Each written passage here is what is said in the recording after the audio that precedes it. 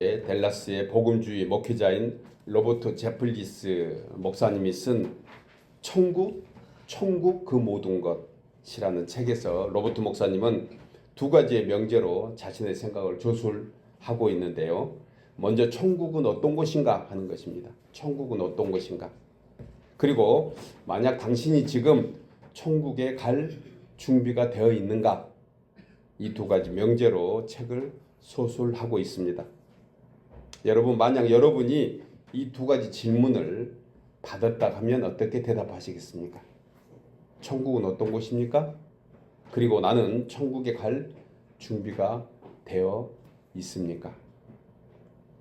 기독교 리서치에 의하면 천국을 믿느냐 하는 질문을 받게 된 대부분의 성도들이 이렇게 대답한다고 합니다. 당연히 믿죠. 천국은 당연히 믿습니다. 라고 하는데요. 그런데 천국이 어떤 곳인지 구체적으로 한번 설명을 해주고 얘기해달라고 하면 자신 있게 구체적으로 또 복음적으로 성경적으로 얘기하는 성도가 몇이나 될까 하는 그러한 발표를 한 적이 있습니다. 그 이유에 관해서 로버트 목사님은 자신의 저서에서 이렇게 설명합니다. 많은 신자들이 이 땅에 이미 도래한 하나님의 나라, 즉 하나님의 주권과 통치가 미치는 모든 영역에 하나님께서 계시다는 것을 관념적으로만 생각한다. 이미 예수님께서 이 땅에 오셨는데 그 오심에 대해서 그냥 하나의 추상적으로 그 다음에 들어서 아는 것으로만 생각한다. 무슨 얘기입니까? 하나님의 나라가 이미 도래했는데 이 땅에 임했는데 그 하나님의 나라를 추상적으로만 생각하고 나의 삶과 나의 인생 여정에 결부하지 못하니까 이것을 설명하는데 어려울 것이다 라는 그런 얘기를 해줍니다. 예수님은 제자들에게 내 아버지의 집을 말씀하면서 토포스 모네라는 그런 단어를 씁니다. 이것은 무슨 얘기냐면 이것은 점유하거나 거주할 수 있는 공간이다. 그러니까 천국은 이미 우리의 삶을 이렇게 통치한다고 하면 조금 싫어하죠 사람들이. 그러나 우리의 삶을 다스리고 우리의 삶에 함께 인볼브 되어 있는 것이라는 거예요. 실제로 그런 공간을 토포스 모네라는 그런 단어로 설명합니다. 예수님께서 하신 말씀이 있어요. 내 아버지 집은 그렇다. 헬라어라는 단어에서 나오는 건데요. 천국은 생각만 머무르는 추상적인 장소가 결코 되어서는 안 된다는 것입니다. 엄연히 실존하는 현실적인 그런 공간이라는 것을 우리는 잊지 말아야 합니다. 우리가 비록 육신을 입고 있는 동안에 이것을 체험하는 것 쉽지 않습니다. 그래서 오히려 이런 신기한 천국을 체험하고 또 보고 느끼고 하는 것에 대해서 오히려 간증거리가 되잖아요. 그런데 사실 이것은 성도 모두가 다 경험하는 그런 고백이 돼야 될 줄 믿습니다. 그러면 우리가 이 시점에 다시 한번 생각해 봐야 돼요. 나는 그 경험을 하고 있는가? 하고 있을 줄 믿습니다. 왜냐하면 우리가 거기에 관심을 갖지 못하고 또 무엇이 천국인지 우리에게 이 땅에 임했다는 하나님의 나라, 예수님이 오시면 이미 임한 거거든요. 그리고 그 전부터 성령으로 우리는 그것을 체험하도록 되어 있는 그러한 성도들인데 이것을 우리가 어떻게 느끼고 체험할 수 있는가, 이 절기에 다시 한번 우리 마음속에 새겨봐야 합니다. 여러분, 천국은 추상적인 장소나 막연한 그런 나라가 아닙니다. 엄연히 실존하는 하나님의 나라인 줄 믿습니다. 인류의 조상인 아담과 하와가 불순종의 죄를 범하기 전에 에덴 동산이 이 땅에 세워진 최고의 천국이었습니다.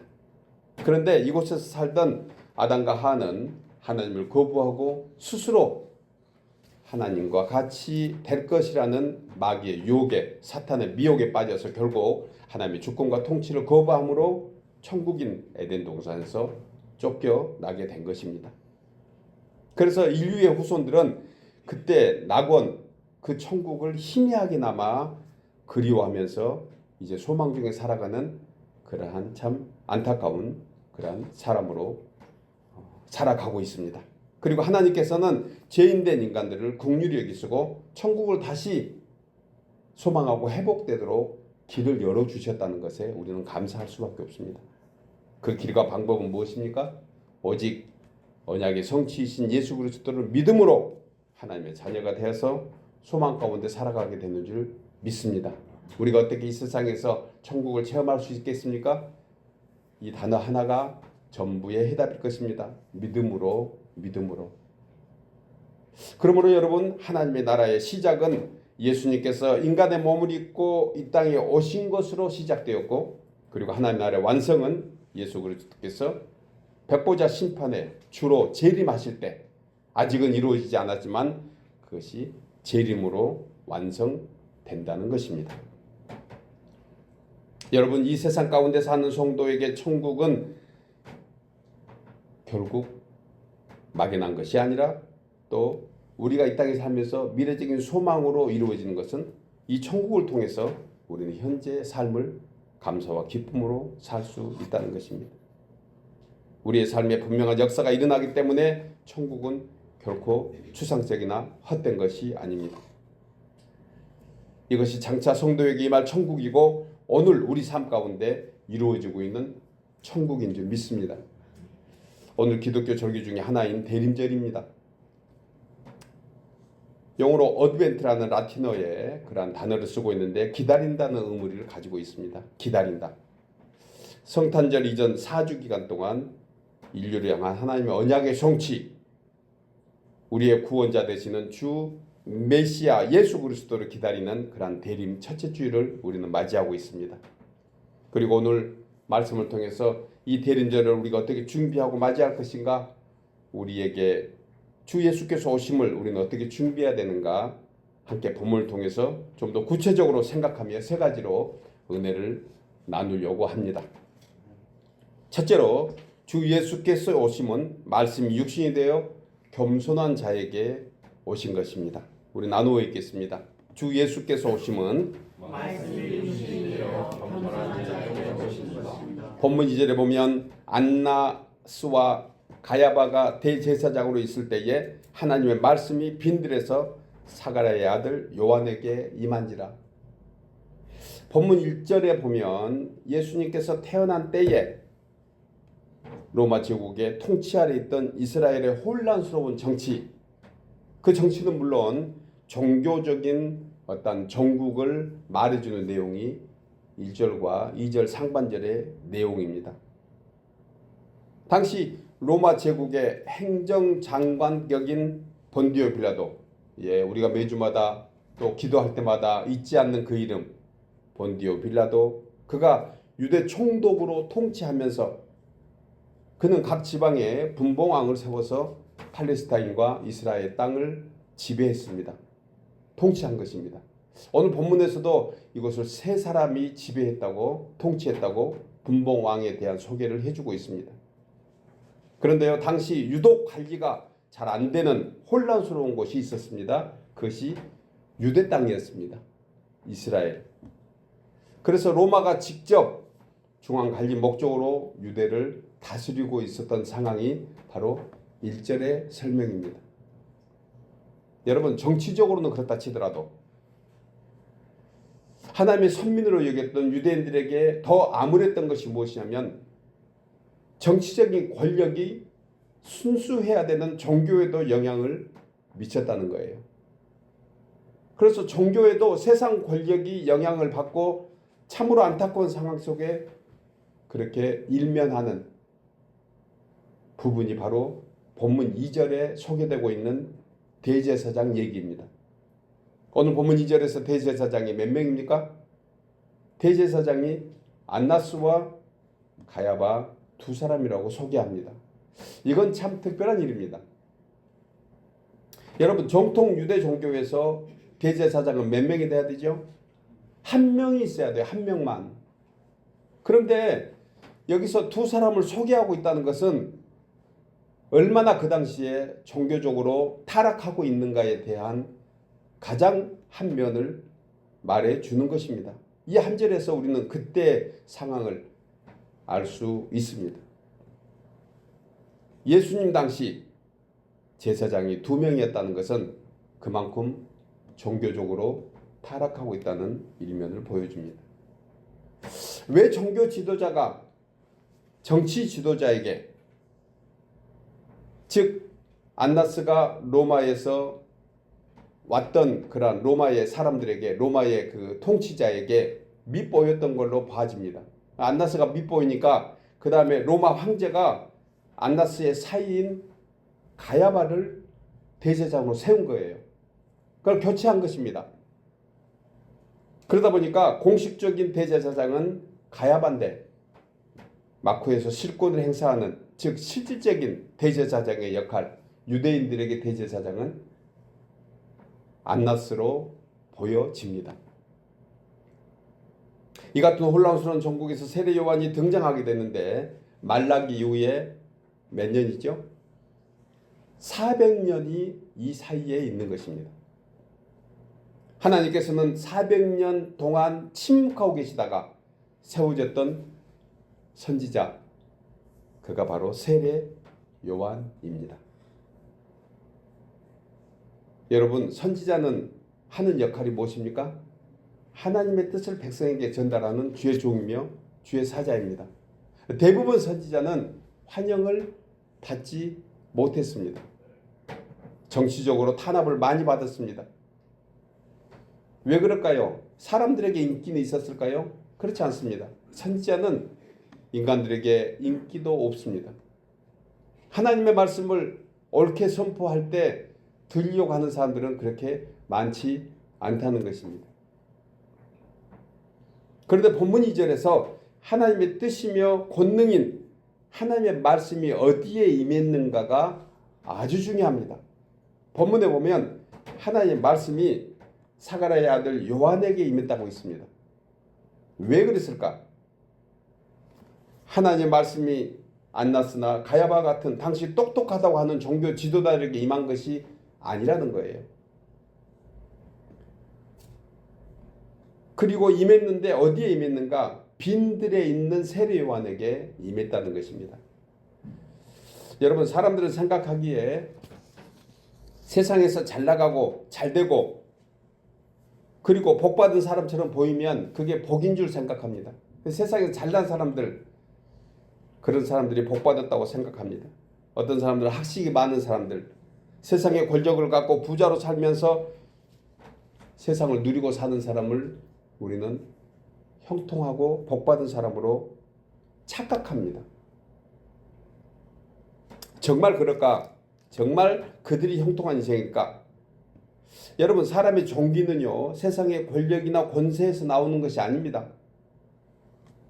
비록 세상적으로 빈들 같은 험하고 힘든 인생길이라 하더라도 성령의 감동을 받아 하나님의 은혜가 임하고 하나님의 말씀이 머무르는 그것이 바로 하나님이 기뻐하시는 심령이 되는 것입니다.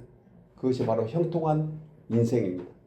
그가 바로 복받은 사람인 줄 믿습니다. 말씀을 들을 줄 아는 사람, 말씀을 듣고 깨닫고 말씀대로 살려고 몸부림치는 사람, 그가 바로 하나님이 보시기에 복된 사람이에요.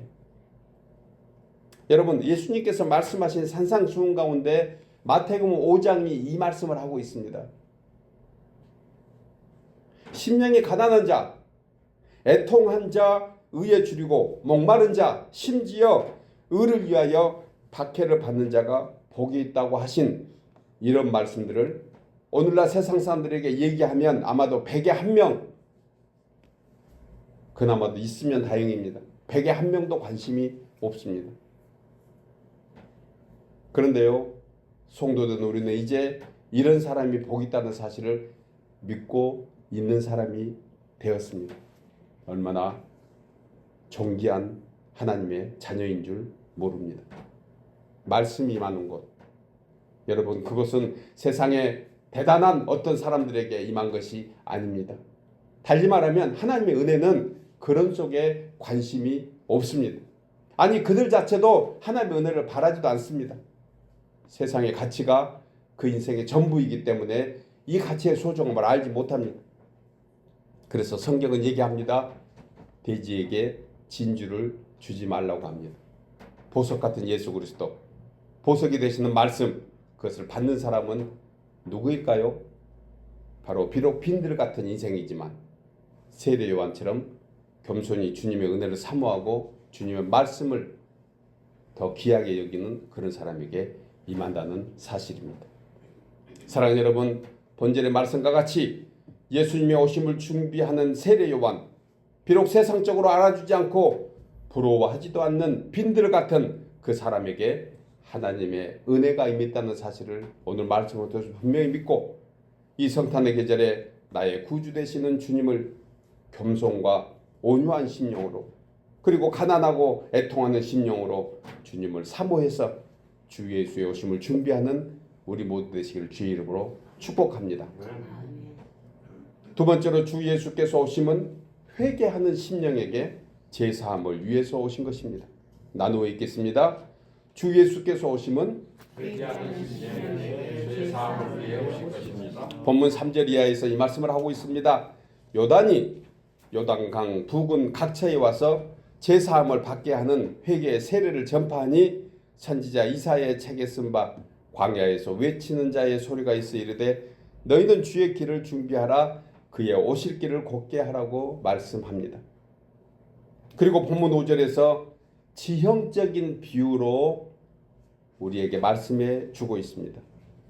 지형적인 비유가 무엇입니까? 세례 요한의 사역을 표현하고 있는 것입니다. 세례 요한이 지금 어디에서 무엇을 하고 있는지, 그가 외치는 것이 무엇인가를 다시 한번 어떤 지형을 통해서 우리에게 말씀하고 있는데, 여기서 골짜기나 산, 그리고 굽은 길이나 험한 길과 같은 지형을 나타내는 것은 비유적인 뜻입니다. 이건 거칠고 험한 사악한 인간의 죄악과 하나님을 향하고 하나님을 대적하는 그런 마음의 상징을 우리에게 보여주는 그런 비유입니다. 그런데 이 모든 것들은 요한이 선포하는 회개의 세례를 통해서 제사함을 얻게 됨으로 메워지고, 그리고 낮아지고 평탄해지는 역사가 일어난다는 거예요. 여러분, 복음의 권능이 있음을 다시 한번 우리는 이 말씀 속에서 알게 됩니다. 우리의 거칠고 힘들고 어렵고 그야말로 광야 같은 우리의 삭막한 마음들이 하나님의 은혜가 있으면 푸른 초장으로 신만한 물가로 바뀌게 되는 줄 믿습니다. 그래서 누가는 구약 성경인 이사야서 30장 3절 이하의 말씀을 인용하고 있는 거예요. 주의 길을 준비하라, 주께서 오실 것을 곧게 하라고 말씀하면서 4절에서 골짜기마다 도도해지며 산마다 언덕마다 낮아지며 고르지 아니한 곳이 평탄하게 되며 험한 곳이 평지가 될 것이다. 무슨 말씀입니까? 예수 그리스도를 구주로 영접하는 심령에게는 이 세상이 비록 혼란스럽고 내 삶이 거칠고 험하다 하더라도 그곳에서도 하나님의 평강을 누리게 된다는 것입니다. 그것은 의지적으로 내 노력으로 되는 것이 아니고 하나님의 은혜로 된다는 거예요. 우리가 어떻게 그런 은혜를 입을 수 있을까? 주 예수 그리스도께서 온전히 만나기 위해서는 우리는 바로 영적으로 깨어 있어야 됩니다. 이것을 성경은 회개라고 말합니다. 영적으로 장애물이 되는 모든 걸림돌, 즉 하나님께서 미워하시는 죄악들을 매일 매순간 덜어내야 합니다. 거친 산과 같이 험한 광야 같은 것이 우리의 삶의 여정이 될 줄 모르지만, 그래도 그것에서도 하나님의 은혜를 우리는 바라고 사모할 때 정결하고 거룩한 마음으로 하나님을 만나게 되는 것입니다. 여러분, 사람의 타고난 본성은 선할까 악할까? 고대 학자들은 성선설과 성악설로 나누어서 설명합니다. 이 중간지대에 얘기하는 학설도 있습니다. 처음에 태어날 때는 선하게 태어났는데 사람의 손길이 닿으니까 사람이 악하게 변한다. 이렇게 해석하는 사람들도 있습니다.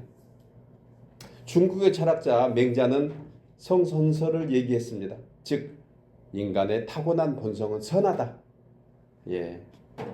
맹자의 뜻입니다. 맹자가 얘기한 거예요. 그런데요, 반대로 순자라는 철학자는 성악설을 얘기합니다. 인간은 태어날 때부터 악하게 태어난다. 이 두 개의 학설은 오랜 기간 동안 여러 논쟁을 가지고 있습니다. 그런데 여러분들은 어느 쪽에 생각을 하십니까? 우리는 성경으로 가야 되겠죠. 사도 바울은 로마서 3장 10절에서 기록된 바 의인은 없나니 하나도 없으며 깨닫는 자도 없고 하나님을 찾는 자도 없고 다 치우쳐 함께 무익하게 되고 선을 행하는 자는 없나니 얼마나 없다? 하나도 없다고 했습니다. 이 말씀에 비춰보면 순자의 학설이 즉 성악설이 성경적이며 사도 바울이 전하는 그런 말씀에 부합하다고 할 수 있습니다. 그래서 오늘 본절에서 세례 요한은 이같이 자신도 알지 못하는 타고난 본성 즉 유전적으로 원죄를 받을 수 있는 한 길은 오직 하나뿐이다. 그것은 회개하고 세례 받는 거다. 하나님의 은혜를 입지 않으면 사람은 스스로 선해질 수 없다는 것을 우리에게 말씀해 주고 있습니다. 공감하십니까? 사람은 스스로 아무리 반성하고 아무리 돌이키려고 해도 그것이 안 되는 본성을 가지고 있다는 거예요. 조금은 변할 겁니다. 그런데 온전해질 수도 없습니다. 여러분, 인간은 스스로 잘못을 뉘우치고 반성하는 양심이 있을까 없을까? 아주 조금 있습니다. 그래서 예수 믿지 않는 사람이라 하더라도 이 양심의 가책이라는 우리는 단어를 씁니다. 그런데 어떤 사람들은 이 양심마저도 화인을 받습니다. 다 불태워서 없어져 버린 거예요. 일도 없습니다. 그러나 그 양심은 아주 그나마 희미해서 사람에 따라서 타고난 환경과 여러 여건에 따라 다소의 차이가 있지만 그래도 분명히 하나님이 남겨주신 타락한 세상에서 조금의 양심은 다 가지고 있다는 거예요. 그런데 여러분, 진정한 회개는 양심이 하는 것이 아닙니다. 성령의 교훈과 책망과 바르게 함으로 되는 줄 믿습니다. 그러니까 온전한 사람, 하나님을 구주로, 예수 그리스도를 구주로, 하나님을 믿음으로 온전하게 되어가는 그러한 인격체가 바로 성령을 따라서 회개의 은혜를 입어야 하는 것입니다. 이런 일화가 있습니다.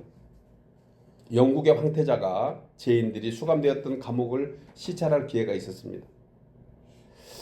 황태자는 그 죄인들을 만날 때마다 물어봅니다. 어떻게 감옥에 안 드냐? 거기에 있는 모든 죄수들이 다 이렇게 얘기합니다. 하나같이 억울하다고. 우리 흔히 얘기하는 핑계 없는 무덤 없다는 격입니다. 대부분의 죄수들은 자신들은 억울합니다. 그렇게 호소할 뿐 반성하면서 자신의 잘못을 뉘우치는 사람은 찾아보지 못했다는 거예요. 그러자 황태자가 실망하게 됩니다. 그리고 이제 황태자는 돌아서려고 하는데 한쪽 모퉁이에서 눈물을 흘리고 있는 한 사람을 발견하게 됩니다. 그리고 황태자는 그에게 다가가서 묻습니다. 너는 무슨 죄로 들어왔느냐? 이 황태자의 질문에 그 죄수는 잠시 머무르다가 저는 헤아릴 수 없이 많은 죄를 짓고 들어왔습니다. 라고 대답합니다. 그러자 황태자가 그중 가장 무서운 죄가 무엇이냐? 그리고 물을 때 죄수는 이렇게 대답합니다. 예수 그리스도를 모르는 죄였습니다. 이 말을 들은 황태자가 순간 그 죄인 앞에서 무릎을 꿇고 이렇게 말합니다. 나도 예수 그리스도를 모르는 죄를 지었다네.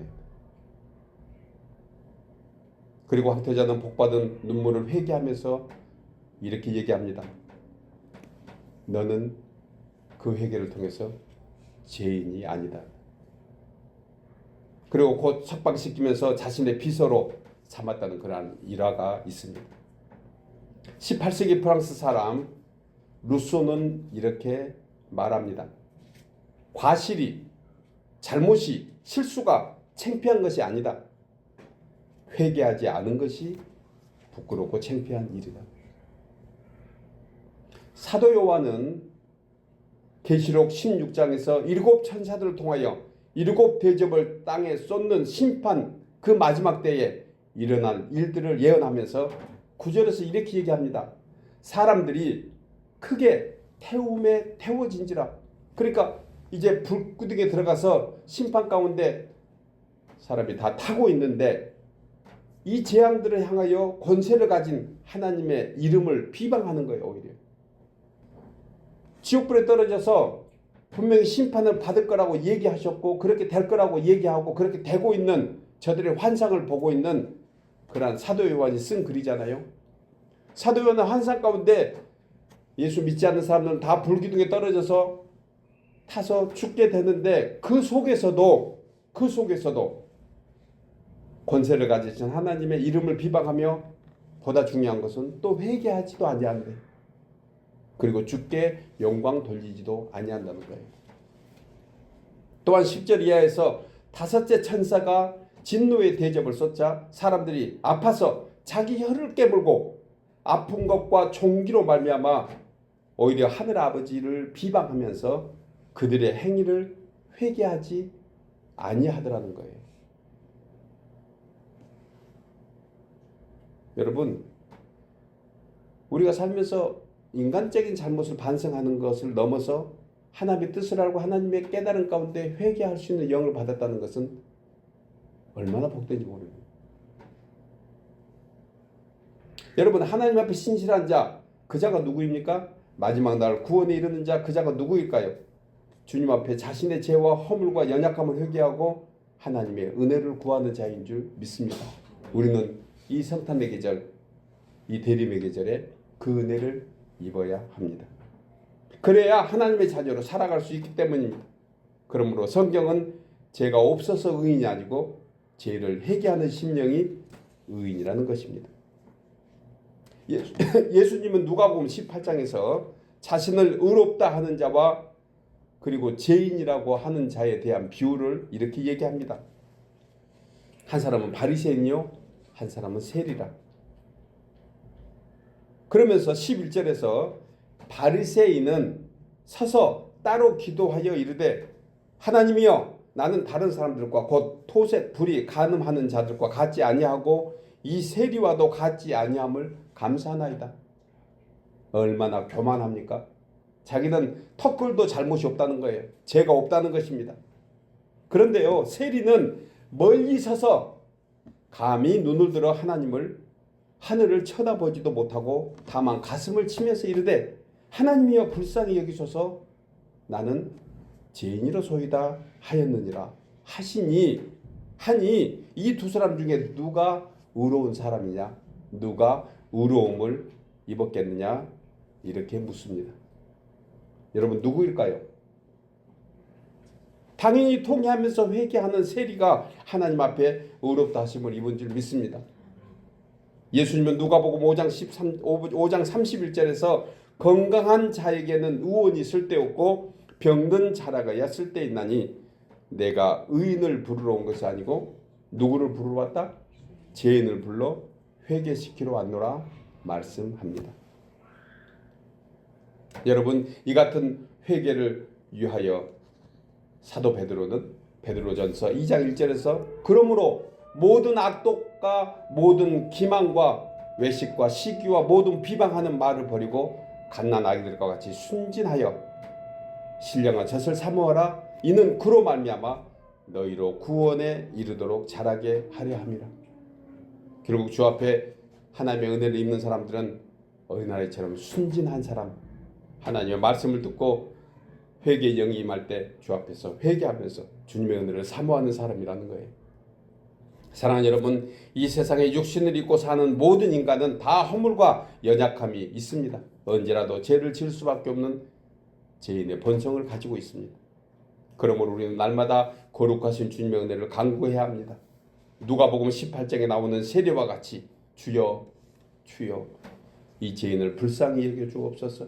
통회하며 자복하는 심령이 되어서 회개의 세례를 받는, 회개의 은혜를 입는, 그래서 주 예수의 오심을 준비하는 우리 모두 되시기를 주의 이름으로 축복합니다. 마지막 세 번째로 주 예수께서 오심은 인류를 구원하시되 택한 백성을 위해서 오신 것입니다. 나누어 읽겠습니다. 주 예수께서 오심은 인류를 구원하시되 택한 백성을 위해서 오십니다. 본문 6절에서 모든 육체가 하나님의 구원하심을 보리라 함과 같으니라. 얼마나 귀한 말씀입니까? 예수님이 숨어서 오시는 것도 아니고 누구에게 특별히 따로 오시는 것이 아니고 모든 육체가 하나님의 구원하심을 본다고 선포하고 있습니다. 본절에서 저자인 누가는 모든 육체가 하나님의 구원하심을 보리라고 했는데 이 말씀은 예수 그리스도가 바로 하나님의 구원, 즉 하나님께서 보내신 메시아라는 뜻입니다. 누가복음 2장 26절에 보면 의롭고 경건한 시몬이라는 사람이 나옵니다. 성령의 감동으로 예루살렘 성전에서 이스라엘의 구원을 소망하면서 기다리고 있을 때 태어난 지 8일밖에 안 되는 아기 예수님을 그가 보게 됩니다. 그리고 그는 아기 예수님을 품에 안고 하나님을 찬송합니다. 내 눈이 주의 구원을 보았사오니. 오늘 우리 장로님 기도하실 때 이 기도한 거예요. 하나님, 내가 주의 은혜를 보게 하옵소서. 주의 은혜를 귀로 듣게 하옵소서. 주의 은혜를 마음에 품게 하옵소서. 시몬이 감동받은 것은 내 눈이 주의 구원을 보았사오니 이는 만민 앞에 예비하신 것이요 이방을 비추는 빛이요 주의 백성 이스라엘의 영광이라는 거예요. 여러분, 주 예수를 구주로 믿는 자에게 이와 같은 은혜가 있는 줄 믿습니다. 우리는 빛된 삶을 살게 돼 있어요. 우리는 하나님 영광 가운데 사는 존재가 된 것입니다. 왜요? 우리 눈이 주의 구원을 보았기 때문입니다. 여러분, 육신의 몸을 입고 이 세상에 오신 예수 그리스도, 그분이 바로 하나님의 구원의 근원이시며 본체이시며 언약의 성취인 줄 믿으시기 바랍니다. 즉 예수 그리스도께서 우리의 구원이 실현되었다는 것입니다. 예수님을 믿으면 구원이 완성되는 것입니다. 이 주체는 신약 성경 전체는 물론이고 성경 전체의 핵심 구절입니다. 주 예수를 믿으라, 그리하면 너와 내 집이 구원을 얻으리라. 내 눈이 주의 구원을 보았사오니 이는 만민 앞에 예비한 것이요 이방을 비추는 빛이요 나의 영광이라고 고백하는 우리 모두 되기를 주의 이름으로 축복합니다. 그러나 여러분, 안타깝게도 오늘날뿐만 아니고 이미 지나간, 아니 오고 가는 모든 세대 지구촌 수많은 사람들이 이 사실을 믿을까? 사람들은 그를 영접하지 않았다고 했습니다. 구원의 영광에 참여하는 것이 아니라는 뜻입니다. 그래서 구원받기 위해서 우리는 믿음의 고백을 해야 합니다. 하나님은 택한 백성을 구원하려 오셨다는 이유입니다. 오늘날 교회에 다니는 교인들 중에 하나님의 구원이 정확하게 무엇인지 알지 못하고 있다는 사실이 참으로 안타깝습니다. 참으로 많은 사람들이 이 사실을 알지 못합니다. 그냥 구원받았다고 하는데 그 구원이 어떻게 이루어졌고 그리고 그 구원을 통해서 무엇이 어떻게 되어가는지 막연히 생각하는 사람들 있다는 거예요. 여러분, 하나님의 구원의 역사가 구체적이고 실질적으로 이루어졌다는 사실을 믿으시기 바랍니다. 아들 예수 그리스도를 통해서 이루어지신 거예요. 그것이 무엇입니까? 육신으로 이 세상에 오신. 그래서 여러분, 이단이 가장 첫째 되는 이단이 무엇입니까? 예수 그리스도의 육신으로 오심을 부인한 거예요. 이것이 첫째 이단입니다. 예수님이 영으로 계신다고 생각하는 사람도 있습니다. 아닙니다. 예수님은 육신을 입고 이 땅에 오신 것입니다. 왜 육신을 입고 오셨을까? 여러분, 육신과 영의 다른 점이 무엇입니까? 영은 죽지 않습니다. 영은 영원히 삽니다. 그런데 육신은 한계가 있습니다. 죽습니다. 이것을 죽음이라고 얘기합니다. 거기에 원시복음이라고 하는 언약의 피 흘림이 바로 있었기 때문입니다. 육신이 피를 흘리지 영은 피를 흘리지 않습니다. 그래서 예수님이 이 땅에 육신을 입고 오신 것은 죽으시기 위해서 오신 거예요. 누구를 위해서죠? 우리의 죄를 위해서입니다. 이것이 복음입니다. 이것을 잊지 말아야 돼요. 이미 주님이 2000년 전에 그것을 다 이루셨다는 거예요. 테텔레스타이, 다 이루었다. 다 완성했다. 이것을 우리는 바라봐야 합니다. 그래서 십자가가 우리에게는 구원의 징표가 되는 것입니다. 여러분, 피 흘림이 없이 결코 제사함이 없습니다. 예수님께서는 골고다 십자가에서 이 피 흘림의 은혜를 우리에게 베풀어 주셨습니다. 마가는 마가복음 10장 45절에서 예수 그리스도께서 왜 육신을 입고 오셨는가? 그 이유는 죄인된 인간의 구원을 위해서 대속의 제물이 되기 위해서 오셨다고 말씀합니다. 그러므로 인간의 죄를 용서해 주는 방법은 오직 하나뿐입니다. 구약의 속죄의 제사를 통해서 예지되었던 대속의 제물, 즉 피 흘림이 있어야 하는 것입니다. 히브리서 9장 20절에 하나님이 너희에게 명하신 언약의 피라 하면서 율법을 따라 거의 모든 물건이 피로 정결하게 되나니 피 흘림이 없은즉 사함이 없느니라. 바꿔 말하면 피 흘림이 있어야지 제사함이 완성된다는 거예요. 그래서 우리는 아기 예수로 오신 육신을 입고 오신 예수님을 우리가 마음으로 환영하며 감사하고 있는 것입니다. 예수님께는 하나님께는 슬픈 일입니다. 그 아들을 죽기까지 희생하기까지 아픔을 겪으셔야 됐습니다. 하나님의 슬픔이 우리에게는 기쁨이 된 것입니다. 왜냐하면 예수 그리스도께서 우리를 위해서 죽어 주셨기 때문입니다. 여러분, 예수 그리스도의 구원의 완성은 어디에서 이루어졌습니까? 어디에서 온 인류에게 이 언약이 성취되고 있나요?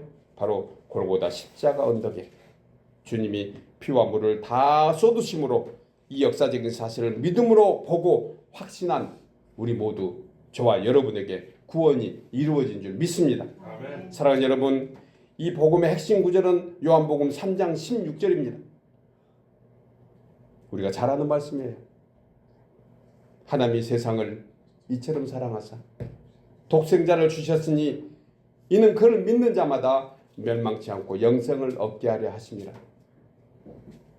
언젠가 말씀드렸습니다. 하나님이 세상을, 이 단어에서 세상은 바로 누구를 얘기하죠? 나를 얘기하는 거예요. 우리 자신을 얘기하는 것입니다. 우리 각자를 얘기하는 거예요. 그래서 이 대림절에 우리가 고백해야 될 바로 이 고백은 하나님이 나를 사랑하사 독생자를 주셨으니 이는 그를 믿는 나를 멸망하지 않고 영생을 얻게 하려 하심이라.